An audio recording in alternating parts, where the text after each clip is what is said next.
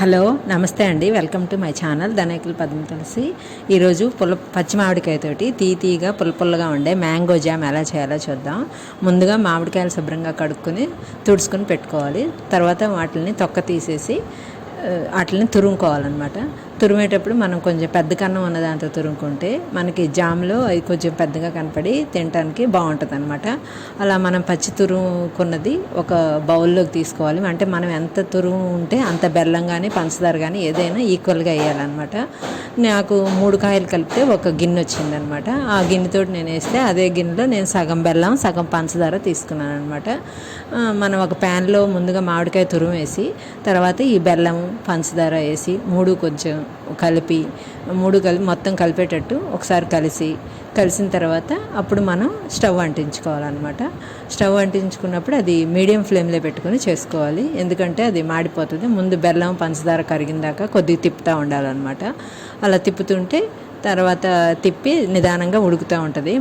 మామిడికాయ బెల్లం పంచదార 3 కరిగి అలా కొద్దిగా ఉడికేటప్పుడు మనం దగ్గరే ఉండి కొంచెం దాన్ని తిప్పుతూ ఉంటే కొంచెం దగ్గరికి అయిన తర్వాత దాంట్లో మనం ఉప్పు ఒక స్పూన్ వేసుకోవాలి, కారం 1 స్పూను. అంటే దీంట్లో జామ్లో కొద్దిగా తక్కువే పడుతుంది ఉప్పు కారం, అందుకని ఉప్పు చూసుకొని మళ్ళీ కావాలంటే లాస్ట్లో కలుపుకోవచ్చు.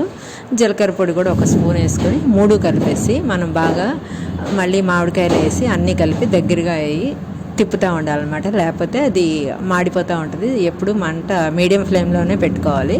ఇది తొందరగానే ఉడికిపోతుంది.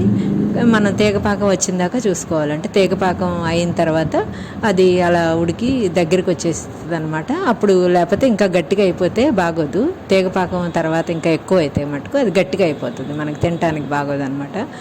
అది తీగపాకం అయిన తర్వాత తీసి దాన్ని స్టవ్ కట్టేసేసి ఆపేసి బాగా చల్లారిన తర్వాత మనం ఒక జాడీలో మూత పెట్టేసి పెట్టుకుంటే 1 సంవత్సరం అంతా కూడా నిల్వ ఉంటుంది అనమాట.